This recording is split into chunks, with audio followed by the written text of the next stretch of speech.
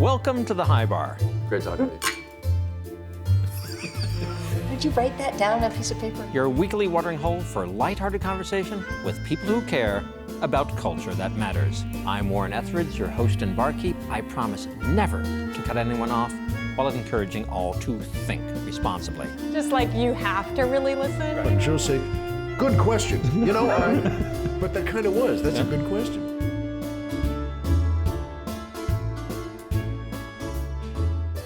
Join me today at the fabulous Lobby Bar in Seattle, Washington, as I welcome independent filmmaker Lynn Shelton to raise a toast to and raise the bar for artistic vision.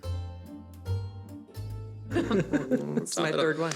Welcome, Lynn Shelton. Well, thank you. Thanks for having me, Warren. You are the queen of indie filmmaking, local legend, beauty of the whole alternative filmmaking circuit. Thank you for joining us. You're very welcome. You're very kind. It's very kind to stop by. You're very kind to have me. How long is this going to go on? Oh, I just like to say those things. Arnon Milchan, you know him, right? Who? Arnon Milchan? No. No? Famous producer. Famous producer. Of course. He comes to you. He offers you $10 million. Do you make the biggest budgeted Lynn Shelton film ever, or do you make another 100 movies? I have a feeling that Mr. Milchan would probably have a very clear goal in mind if he was going to offer me $10 million. I think he'd have some very strong ideas about what he'd want me to do with $10 million. Yeah, I mean, I, in terms of my budgets, it's a project to project kind of bargain, you know, whatever the project. I don't want to cheat a project from what it needs, you know, the right number of crew members and the right locations and so on and so forth. And the movies that I made 3 movies in a row that were pretty darn cheap, but I wrote them to be that way. I mean, they're basically 3 characters in one location, and it all takes place over the course of a long weekend, so people can wear about 3 outfits. it's very... You're just saving on costume. Very deliberate, yeah. And I love telling those stories too. Those kinds of bare bones stories. You can really get into the microcosm of specific lives and give the audience quality time with characters, so they really get to know them and understand them and care about them and root for them, or, you know, cringe for them. And so I really like those kinds of stories, but I couldn't, with the budgets that I had for those 3 movies, you could not make a big period piece with 200, 300 scenes and an ensemble cast. And I mean, you just can't make those types of movies. So if I'm interested in making a movie like that, I'm then would be interested in the $10 million that I would need in order to make it correctly, you know? But budget has an impact. And talking about this, you would take the $10 million and you could do a period piece. But somebody asked me recently if they could get you a script, which was a period piece. Would you do that? Or is that antithetical to a Lynn Shelton film? Oh, no, not at all. If the material grabs me, I mean, case in point, there's a movie called Laggies that another person other than myself wrote. And I am dying to make this movie. I'm really excited to make it. The script came across my desk, as they say, last summer. And I do read a lot of scripts. I do have an agent and I have a manager, and they send me scripts all the time. And in the last 3 years, you know, I have basically a couple mountains of them, and quite good ones. I mean, they're not like terrible scripts. They're all actually quite well written.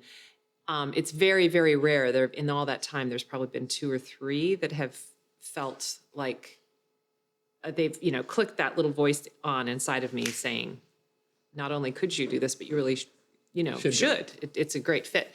And so I think it is rare. I wouldn't say there's a lot of scripts out there, but this particular writer, she's like the younger Jewish doppelganger of me or something, is how I feel about her. I mean, we're not, you know, she obviously is her own human being, but we do have there's this great simpatico between us and our voices. I feel like she's very, very, very funny, but the humor all comes from an extremely character-based place, and the characters are all extremely 3-dimensional. They really feel credible and emotionally real and grounded. And the humor it's not like, setups and jokes and pratfalls.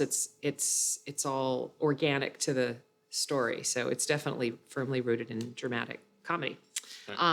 Anyway, there's just a case in point. That movie is, it has more scenes and more characters than any film I've probably done before. So it would require a little bit more of a budget just to do it right and not cheat it, And so, no, it's really, I remember meeting a producer a few years back and him saying, well, after Humpday was at Sundance and I had a meeting with him, he really liked it. He's like, well, what kinds of stories interest you? Like what, and I realized that I said, I sort of know it when I see it. I mean, it really just, it could be anything, but so I'm open, it's like, I only will deal with 3 characters. I only deal with, I mean, in fact, I just wrapped a picture that it has an ensemble cast and multiple storylines and so on. And we tried to do it.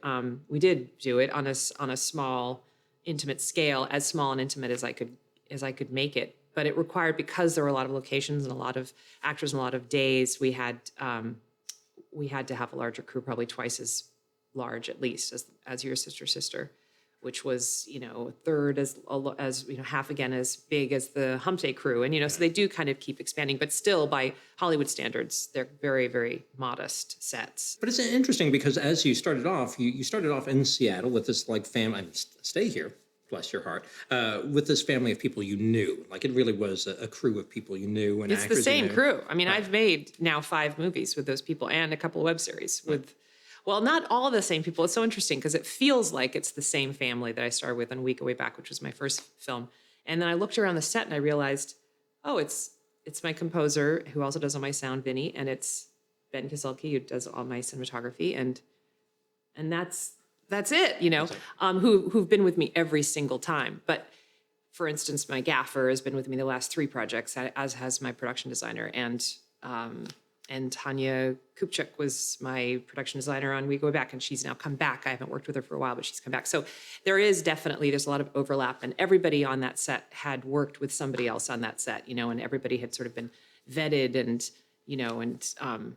embraced into this ever-evolving, shifting family, as you say. It really does feel like my second family. Well, it's a family, and you have it established, but then you bring in people like Emily Blunt, Your Sister. Does she have to prove herself in some way to become part of the family? Well, it helps to be a lovely human being. I mean, I generally don't like to work with jerks. It's true. Mm-hmm. It really. Explaining my absence in your films. Exactly. Maybe someday when you learn how not to be. No. It's, and I'm sure it's going to happen at some point, despite all my best efforts. But it's really helpful. I mean, I have this whole philosophy about collaboration. I mean, for myself, I've been an artist my whole life, and I started as a poet, and I was a photographer, and I was an actor, and I was all these different things. But it wasn't until I discovered the collaborative environment of a feature film, of feature filmmaking, and me as the director, that I really came into my own as an artist. That I really, it really came into my own as a human. I mean, it's kind of silly to say, but it's really true. Mm-hmm.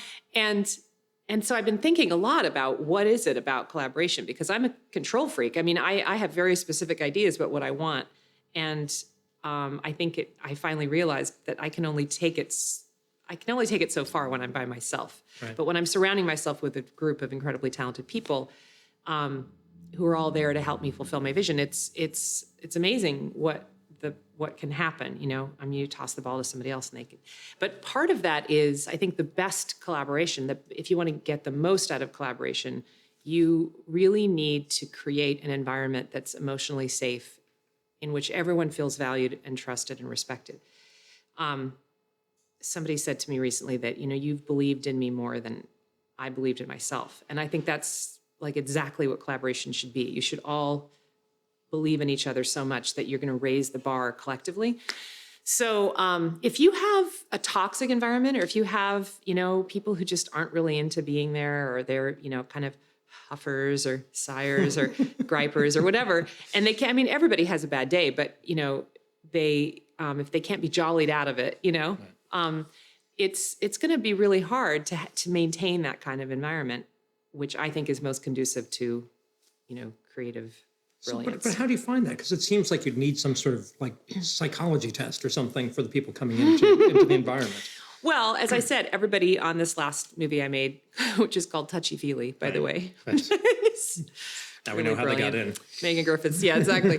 Came up with that brilliant name. But it's everybody had worked with at least one other person on the set.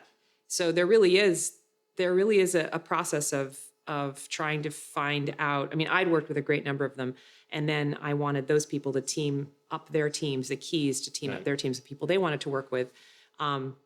And so they would either have worked with those people personally and knew what they were like. But, you know, it's also, it's really, it's sort of a specific fit. It's not that people I haven't worked with aren't wonderful people to work with, but it's often just more of a sense of, well, what's the tone of the film and what personality mix is going to be best for it. And I don't know, it's very intuitive. And but a psychology test, I should think about that for next time. So I love this idea. I love the collaboration, stuff like that. You get these casts together in your sister. You got Mark Duplass and you got Emily Blunt and you got Rosemarie Dewitt. Those are great actors. You've got more stars for Touchy Feely, right? People coming in. Mm-hmm.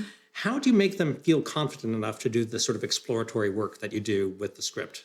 Well, the thing that was helpful with your sister was that I had a veteran improviser in the form of Mark Duplass on set. And he's your secret weapon. He was my secret weapon, exactly. Because Rosemarie and Emily they'd had some improvisation experience, but very limited. You know, the vast bulk of their work has been with, you know, totally a script, if not letter perfect, then pretty darn close, you know, to whatever was on the page.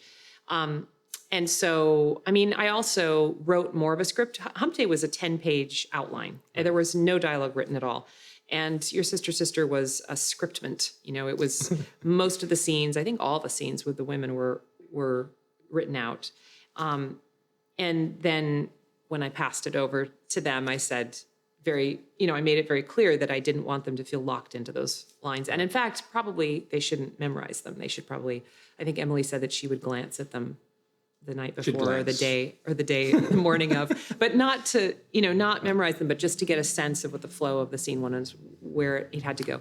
And so I didn't want them to feel like I was throwing them out there without any kind of safety net. But the secret weapon, Mark being on set, was extremely confidence inspiring because he's so confident doing it. You know, he loves it so much and he's so good at it that it really helped. It was contagious for them. You know, they realized he sort of led the way at first, and then it was like, oh, we can do this. Because there were plenty of scenes without him as well, where it was just the two sisters, and they still did splendidly. So it wasn't like he was required for every scene, but and everybody has a different approach to it as well. Like this last film, Touchy Feely, there's no veteran improvisers at all, and they all found their way, with how to work, how much they wanted to stay on script, and how they would sort of go off into little, little pathways, and sometimes we'd reincorporate that into the next take, or things would drop away. I don't know. It's every project is so different, but what I'm looking for is authenticity. I'm not looking for don't use the words in the script. It's really, if they're working, great, but I just want it to feel authentic. Is that the secret to your films, though? Because with Emily Blunt, let's take her, because she's always been seemingly very talented and she's fine. But I loved her more in that film than any time I've seen her before, because I actually got the sense that's who she is. Yeah, and she's not playing herself. No, I don't mean it that way, but she felt like something was coming out. Yeah. And I mean, the process that how I worked with the actors was very similar to Humpday and the film before that actually as well, which is that I brought the project to the actors when it was still not yet set in stone. Basic character ideas, basic relationship ideas, basic outline of the film, but not not exactly what would happen in each scene.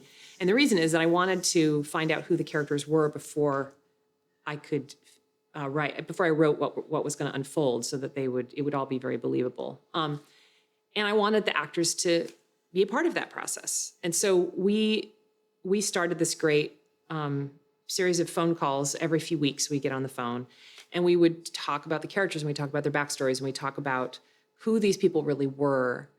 And a lot of the ideas that we came up with ended up just getting tossed aside because they don't all work, and sometimes they end up conflicting, and I'd be the final arbiter. I was sort of the pruner, But in the meantime, we're all getting to know each other, and we're all telling these very personal stories, and we're all, and what ends up happening is that those characters become like a glove that the actor can just slip on, because it's so it's so familiar to them, and there's so much overlap with themselves and the characters, or they find out, where that can take place, that overlap. And then the backstory is incredibly important when you're improvising, because then on set, as long as you know exactly who you are and what you are to the other people, what those people mean to you, and what's happened between you right up until that moment of the scene, if somebody throws you a line that you're not expecting, what happens when you open your mouth? It's going to be second nature what comes out. And I totally agree with you about Emily and Rose too. I mean, they really, and Mark, they all bring so much more of their personalities, I think, because the rhythms of their speech, the cadences that they, talk in, it's all them. That's all authentic. It is. And they all happen to be fantastically lovely human beings and incredibly charming and incredibly funny.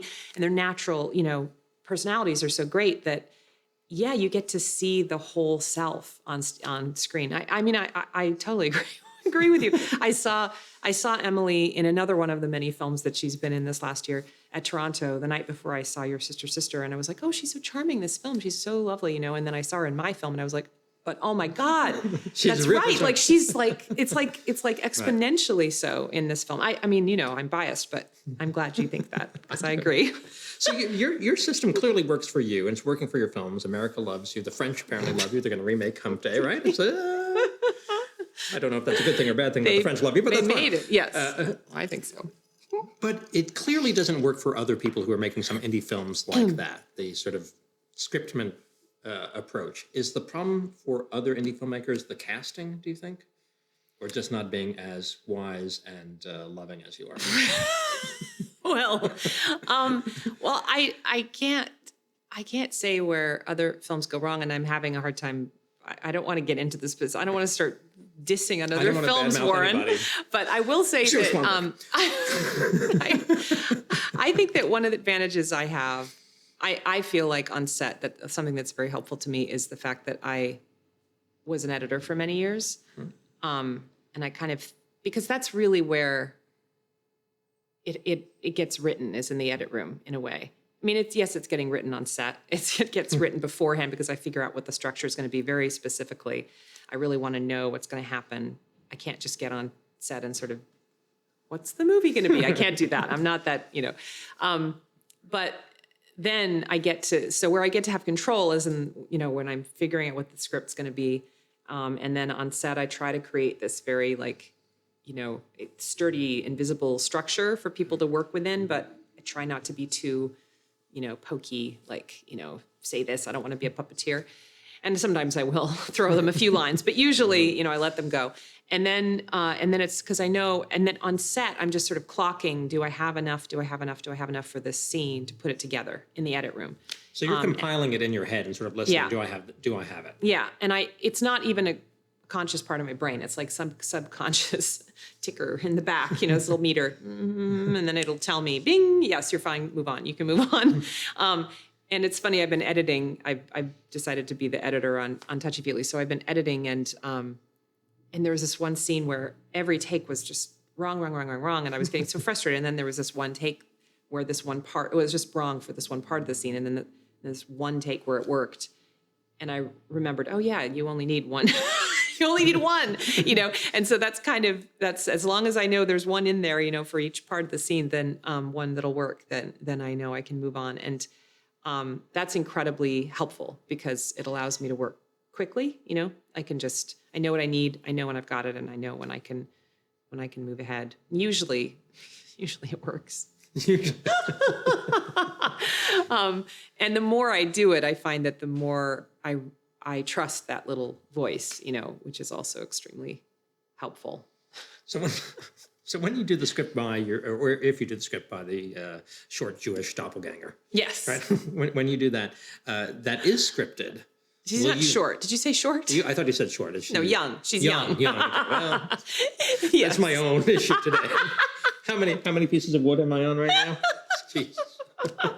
When you do that script, will you actually be true to her words, or does she realize that part of the Well, it's process become a collaboration, which is lovely. So she and her producer, Andrew Siegel, is the writer, and Alex Madigan is the producer, and they'd been in development on this project for a while, a couple of years, and then they got it to a place they liked it. And so they brought it to me and said, would you like to direct it? And I said, yes, I would. I have a few notes. And they said, sure, no problem. And so Andrea and I spent maybe, I don't know, 2, 3, 4 weeks, maybe going back and forth. I gave her, conversations. I gave her some notes and she immediately came back. And we just had this great flow. She was able to take my notes and my criticism without, any problem at all. Seemed to, it wasn't like, it was just a great fit. So I love working with her. I'm very fast at giving notes. She's very fast at writing all new drafts of the script. I thought.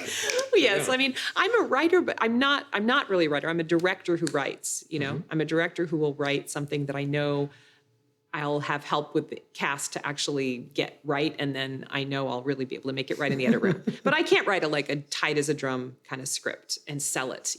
It's slow for me. It's laborious. The last thing I want to do is be stuck in a room writing. That's not me. You're not a screenwriter. I'm not a screenwriter. And meeting Andrea and working with her made me really realize that. It's like, oh, here's a screenwriter. Here's somebody this is what she does, And so that's really exhilarating because I do love collaboration so much that I love being able to have a partner, or at least the ability to have a partner at every stage. So to answer your question, yeah, in terms of, they know, my method, right, the method to my madness. So I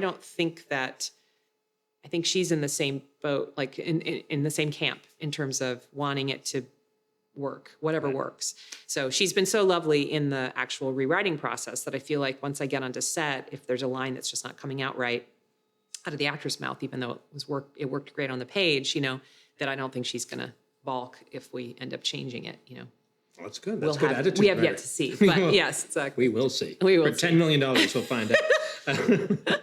So, summer 2012, people are going to be seeing Your Sister's Sister nationwide, clearly, and playing into the fall and beyond, who knows, and people can rent Humpday. But if you had to give the audience tips on a few other independent, intimate films that you love, not by you, where would you send them? Well, some of the festival favorites of mine this year, I would say that locally grown films, there are quite a few kind of amazing ones. The top of my list is a film called Eden, which is not a fun fest. It's not a laugh fest by any means. Oh, let's see. Sex trafficking film that keeps you on your toes. Exactly. But it really is tonally, I wouldn't, going to see a film about sex trafficking, I guess, would not normally be at the top of my list, but I was so happy that the director and writer is a friend of mine and that I was anxious to see it because... You could say the lovely Megan Griffiths. Megan Griffiths, the gorgeous and lovely and talented and amazing Megan Griffiths. Because this film is so spot on tonally and so beautifully made. I mean, every single frame of it. I've seen it 3 times now. And the last time I saw it, I was able to actually, since I knew what was going to happen, I didn't have to go like that the whole time. And I was really able to appreciate just how much beauty and conscious decision-making goes into every single frame of that film. I mean, it's just, there's not a single wrong note in the film. So I think that film is really brilliant, and I know it's going to get out there soon, and I hope people will see it. Fat Kid Rules the World is a very different kind of movie, sharing one of the same stars as Eden. That's right. Matt O'Leary, who's brilliant in both the films and totally different. And he's sort of manic in both, but he's in a very different way. And from one very light and one very dark. Yeah, he's done a lot. Yes, he's he's really fabulous. I think he's going to be the Lone Ranger or something. He's going to be the Lone Ranger, really? Not the Lone Ranger, but he's in it. He's in it. Okay, good. Anyway, so that's hipster Lone Ranger. Matt Lillard, his first feature film. He's obviously a wonderful actor in his own right, but he's now a fantastic director. Jacob Wysocki, Wysocki, sorry. Wysocki is also in it, who's great in Terry, who's also fabulous. So anyway, I was totally charmed by that film. I just saw it. And then films that I saw that are about to, Sleepwalk with Me is really wonderful. Safety Not Guaranteed. How do you say Mike's last Birbiglia. Name? Thank you. Or Birbigs. It's not really, it's just one short way of saying it. Love that film. Totally love it. And Safety Not Guaranteed is extremely charming as well. It was actually made in town, in Seattle, and fantastic, best ending ever. Best ending of any of the films I saw at Sundance. I was on the Sundance. Best ending ever? Well, no, not ever, but of this local See, what's this roundup? I was going to say best ending at Sundance because I was on the jury this year, so I got to see all the films in competition. And another film that people should definitely check out is Beasts of the Southern Wild, for sure. I'm dying to see that. Yeah, it's a singular film. You've never seen anything like it before, and you probably never will again until the director makes something else. Ben Zeitlin. But yeah, no, it's pretty great. But if you don't want to see a singular film or a sex trafficking film, go see your sister everywhere. Thank you, this Warren. summer. Thank you, Lynn Yes, Shelton. Thank you. should. Enjoy your beverage. Cheers. Cheers.